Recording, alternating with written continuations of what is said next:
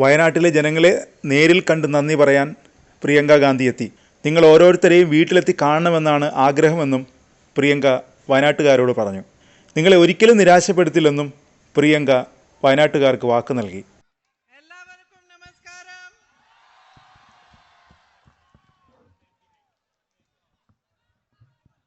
Today I have come here to thank you. ഇന്ന് നിങ്ങൾക്ക് നന്ദി പറയാൻ വേണ്ടിയാണ് ഞാൻ ഇവിടെ വന്നിരിക്കുന്നത്. Some days back when I was here for the election campaign and I came here and met all of you, I said that I am going to work hard to try to resolve all your problems and to fight for you. കുറച്ച് ദിവസം മുമ്പ് election പ്രചരണത്തിന്റെ ഭാഗമായി ഇവിടെ വന്ന് നിങ്ങളെ എല്ലാം കണ്ടപ്പോൾ ഞാൻ നിങ്ങളോട് പറഞ്ഞു, നിങ്ങളുടെ പ്രശ്നങ്ങൾ പരിഹരിക്കുന്നതിന് വേണ്ടി ഞാൻ കഠിനാധ്വാനം ചെയ്യാൻ പോവുകയാണെന്ന് നിങ്ങളോട് പറഞ്ഞിരുന്നു. These 2 days, today and tomorrow, I am going to all the assemblies just to say thank you. ഈ ദിവസങ്ങളിൽ ഇന്നും നാളെയും ഞാൻ എല്ലാ അസംബ്ലി നിയോജക മണ്ഡലങ്ങളിലും വെറുതെ നിങ്ങളുടെ അടുത്ത് നന്ദി പറയാൻ വേണ്ടി മാത്രമാണ് ഞാൻ പോകുന്നത്. After this, my real work is going to start. ഇതിനു ശേഷമാണ് ഇവിടെ എന്റെ യഥാർത്ഥ പ്രവർത്തനം ആരംഭിക്കാൻ പോകുന്നത്. ഇതിനു ശേഷമാണ്. And I want to tell each one of you who is standing here, each one of you has waited for me on the streets, outside your houses, with flowers, with hugs, kisses, to give me your love. I want to tell you that I am going to work hard for each and every one of you. ഞാൻ ഇവിടെ നിൽക്കുന്ന നിങ്ങൾ ഓരോരുത്തരോടും എനിക്ക് വേണ്ടി വഴിയരികിലും ഇവിടെയെല്ലാം കാത്തുനിന്ന, എനിക്ക് വേണ്ടി പൂക്കളുമായി കാത്തുനിന്ന നിങ്ങൾ ഓരോരുത്തരോടും പറയാൻ ഞാൻ ആഗ്രഹിക്കുന്നു, നിങ്ങൾക്ക് വേണ്ടി ഞാൻ ഇനി മുതൽ കഠിനമായി പ്രവർത്തിക്കാൻ പോവുകയാണ്. Only problem I think I'm going to have is how am I going to meet each and every one of you and come to all your houses in these 5 years. എനിക്കുള്ള ആകെ പ്രശ്നമെന്ന് തോന്നുന്നത് ഈ 5 വർഷത്തിനുള്ളിൽ ഞാൻ എങ്ങനെയാണ് നിങ്ങളെ എല്ലാവരെയും വീട്ടിൽ വന്ന് കാണുക എന്നതാണ് എനിക്കൊരു വലിയ പ്രശ്നം. Because that's what I want to do. കാരണം എന്റെ ആഗ്രഹം അതാണ്, നിങ്ങളെ വീട്ടിൽ വന്ന് കാണണം എന്നതാണ് ഞാൻ ചെയ്യാൻ ആഗ്രഹിക്കുന്നത്. I know you face many issues. എനിക്കറിയാം നിങ്ങൾ ഒരുപാട് പ്രശ്നങ്ങൾ നേരിടുന്നുണ്ട്. And we've talked about them during the elections. I've understood them during the campaign a little bit. But I really want to understand them deeply and properly from you yourselves. നിങ്ങളുടെ പ്രശ്നങ്ങളെ കുറിച്ച് election സമയത്ത്, പ്രചരണ സമയത്ത് നമ്മൾ പറഞ്ഞിട്ടുണ്ട്, അതിനെക്കുറിച്ച് സംസാരിച്ചിട്ടുണ്ട്. ഞാൻ കുറെയൊക്കെ അതൊക്കെ എന്താണെന്ന് മനസ്സിലാക്കിയിട്ടുണ്ട്. പക്ഷേ ഈ പ്രശ്നങ്ങളെ കുറിച്ച് നിങ്ങളിൽ നിന്ന് എനിക്ക് ആഴത്തിൽ മനസ്സിലാക്കണമെന്ന് ആഗ്രഹമുണ്ട്. Our fight is at 2 levels. നമ്മൾ നടത്തുന്ന പോരാട്ടം എന്ന് പറയുന്നത് അത് 2 തലങ്ങളിലാണ്. First and most important fight is the fight for you, for a brighter future for you. ആദ്യത്തെ പോരാട്ടം എന്ന് പറയുന്നത്, ഏറ്റവും പ്രധാനപ്പെട്ട പോരാട്ടം എന്ന് പറയുന്നത് അത് നിങ്ങൾക്ക് വേണ്ടിയുള്ളതാണ്, നിങ്ങളുടെ ശോഭനമായ ഒരു ഭാവിക്ക് വേണ്ടിയുള്ളതാണ്. How are we going to strengthen the health services, education services, build more roads? ഇവിടുത്തെ ആരോഗ്യ സംവിധാനങ്ങൾ, വിദ്യാഭ്യാസ സേവനങ്ങൾ എങ്ങനെയാണ് നമ്മൾ കൂടുതൽ ശക്തിപ്പെടുത്താൻ പോകുന്നത്, അതുപോലെ എങ്ങനെയാണ് നമ്മൾ കൂടുതൽ റോഡുകൾ ഇവിടെ ഉണ്ടാക്കാൻ പോകുന്നത്, how are we going to strengthen tourism, അതുപോലെ എങ്ങനെയാണ് ഇവിടെ വിനോദസഞ്ചാരത്തെ നമ്മൾ ശക്തിപ്പെടുത്താൻ പോകുന്നത്. and as I said during the elections, all these beautiful things you grow here, the crops you grow, the spices you grow, how are we going to package them well so that they are available to the markets of the world? അതുപോലെ തെരഞ്ഞെടുപ്പ് സമയത്ത്, പ്രചരണ സമയത്ത് ഞാൻ പറഞ്ഞതുപോലെ നിങ്ങൾ ഇവിടെ കൃഷി ചെയ്യുന്ന വിളകൾ, നിങ്ങൾ ഇവിടെ കൃഷി ചെയ്യുന്ന സുഗന്ധദ്രവ്യങ്ങൾ, ഇതൊക്കെ എങ്ങനെയാണ് ലോകത്തെ എല്ലാ വിപണികളിലും ഇതൊക്കെ നമ്മൾ ലഭ്യമാക്കുന്നത്. And the big problems you face of the night ban and of the man-animal conflict, നിങ്ങൾ അതുപോലെ തന്നെ പരിഹരിക്കുന്ന, നിങ്ങൾ നേരിടുന്ന ഒരു വലിയ പ്രശ്നമായ രാത്രി യാത്രാ നിരോധനം, അതുപോലെ മനുഷ്യ വന്യജീവി സംഘർഷം, it is going to be my mission many of these problems as we can. നിങ്ങൾ നേരിടുന്ന ഈ പ്രശ്നങ്ങളിൽ പരിഹരിക്കാനാവുന്നതൊക്കെ പരിഹരിക്കുക എന്ന് പറയുന്നത് എൻ്റെ ഒരു ദൗത്യമായി ഞാൻ കണക്കാക്കുന്നു. At the same time, we have a bigger battle ahead of us as well. അത് മാത്രമല്ല, ഇതേ സമയത്ത് തന്നെ നമ്മുടെ മുൻപിൽ ഇതിലും വലിയൊരു യുദ്ധം കൂടിയുണ്ട്. I am a member of parliament now. I represent each one of you in the Lok Sabha. ഞാനിപ്പോൾ ഇന്ത്യൻ പാർലമെന്റിലെ ഒരു അംഗമാണ്. നിങ്ങൾ ഓരോരുത്തരെയും ഇന്ത്യൻ ലോക്സഭയിൽ ഞാൻ പ്രതിനിധീകരിക്കുകയാണ്.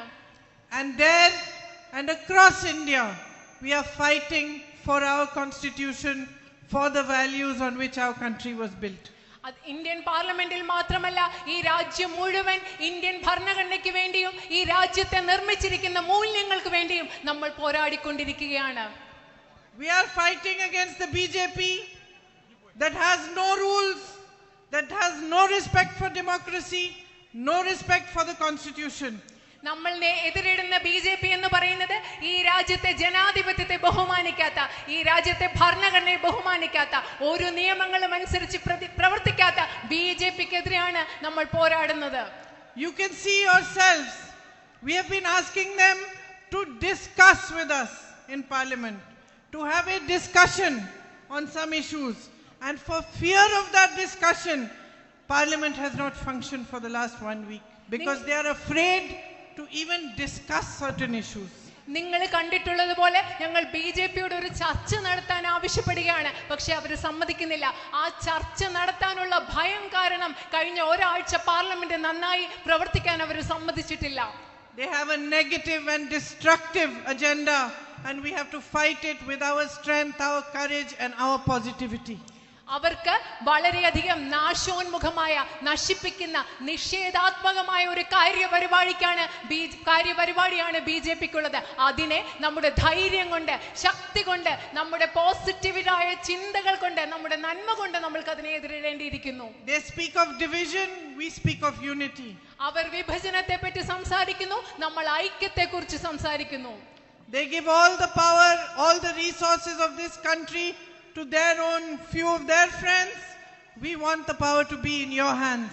അവർ ഈ രാജ്യത്തിന്റെ ശക്തി, ഈ രാജ്യത്തിന്റെ വിഭവങ്ങൾ അവരുടെ കുറച്ച് സുഹൃത്തുക്കൾക്ക് നൽകാൻ ആഗ്രഹിക്കുന്നു. പക്ഷേ ഞങ്ങൾ ആഗ്രഹിക്കുന്നത് ഈ രാജ്യത്തിന്റെ അധികാരം, ശക്തി എന്ന് പറയുന്നത് നിങ്ങളുടെ കയ്യിൽ ഉണ്ടാകണമെന്നാണ് ഞങ്ങൾ ആഗ്രഹിക്കുന്നത്. They want to weaken every institution, we want to strengthen it. അവരെല്ലാ സ്ഥാപനങ്ങളെയും ദുർബലമാക്കാൻ ആഗ്രഹിക്കുന്നു. പക്ഷെ നമ്മൾ ആഗ്രഹിക്കുന്നത് ഈ സ്ഥാപനങ്ങളെ ശക്തിപ്പെടുത്താനാണ്. We want a strong media that questions governments and questions power. നമുക്ക് അധികാരത്തെ ചോദ്യം ചെയ്യുന്ന, ഗവൺമെന്റുകളെ ചോദ്യം ചെയ്യുന്ന ശക്തമായ മാധ്യമങ്ങളാണ് നമുക്ക് വേണ്ടത്. A fair, balanced and strong judiciary that is not pressurized.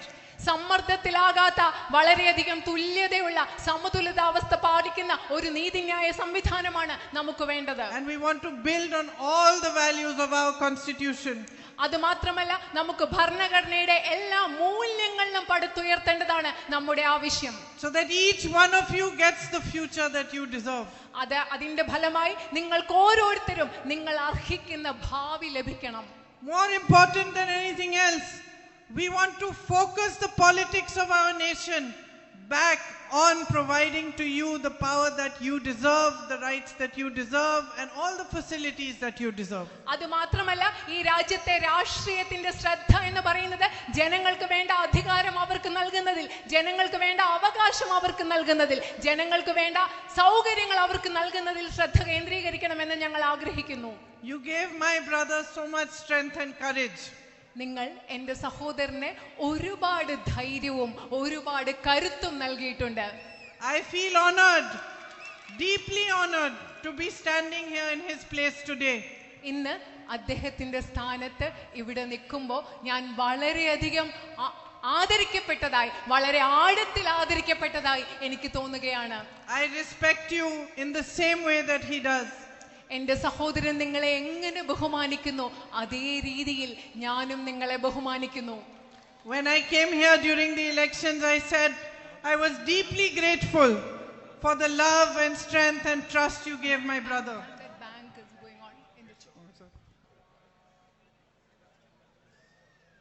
Go ahead.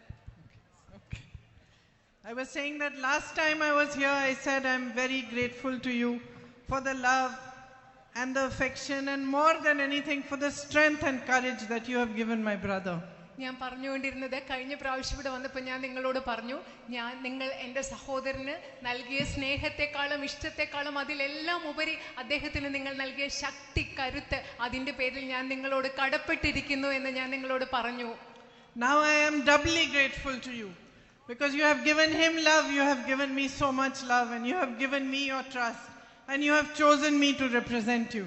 ഇപ്പൊ ഞാൻ നേരത്തെ പറഞ്ഞതിനേക്കാൾ നിങ്ങളോട് എനിക്ക് ഇരട്ടി കടപ്പാടുണ്ട്. കാരണം എൻ്റെ സഹോദരന് സ്നേഹം നൽകിയതുപോലെ നിങ്ങൾ എനിക്കും സ്നേഹം നൽകി. നിങ്ങൾ എന്നിൽ വിശ്വാസം അർപ്പിച്ചു. നിങ്ങൾ നിങ്ങളുടെ ജനപ്രതിനിധിയായി ഇപ്പോൾ എന്നെ തെരഞ്ഞെടുത്തിരിക്കുന്നു. So thank you very much, and I want to thank all the leaders of the UDF, all the workers of both of the UDF who have worked hard for my election, who worked day and night during the election campaign and have made it possible for me to have this victory. അത് മാത്രമല്ല, ഈ തെരഞ്ഞെടുപ്പ് കാലത്ത് മുഴുവൻ രാവും പകലുമില്ലാതെ എനിക്ക് വേണ്ടി പ്രവർത്തിച്ച ഇന്ത്യൻ നാഷണൽ കോൺഗ്രസിന്റെയും ഐക്യ ജനാധിപത്യ മുന്നണിയുടെയും പ്രവർത്തകരോടും നേതാക്കളോടും അവരിലൂടെയാണ് എനിക്ക് ഈ ജയം സാധ്യമായത്. അവരോട് എല്ലാവരോടും ഞാൻ നന്ദി പറയുകയാണ്. You have accepted me as a member of your family. നിങ്ങളുടെ കുടുംബത്തിലെ ഒരു അംഗമായി നിങ്ങൾ എന്നെ സ്വീകരിച്ചിരിക്കുകയാണ്. Thank you very, very much, and I will not disappoint you. I will work very, very hard for you. You will be happy when you see your MP that yes, she is doing everything she can to make a better future for you. ഞാൻ നിങ്ങളോട് വളരെയധികം നന്ദി പറയുകയാണ്. ഞാൻ ഒരിക്കലും നിങ്ങളെ നിരാശപ്പെടുത്തുകയില്ല. നിങ്ങളുടെ ജനപ്രതിനിധി എത്രമാത്രം കഠിനാധ്വാനമാണ് നിങ്ങൾക്ക് വേണ്ടി ചെയ്യുന്നതെന്ന് കാണുമ്പോൾ നിങ്ങൾക്ക് സന്തോഷമാകും എന്ന് എനിക്ക് ഉറപ്പുണ്ട്. Thank you very much. വളരെയധികം നന്ദി.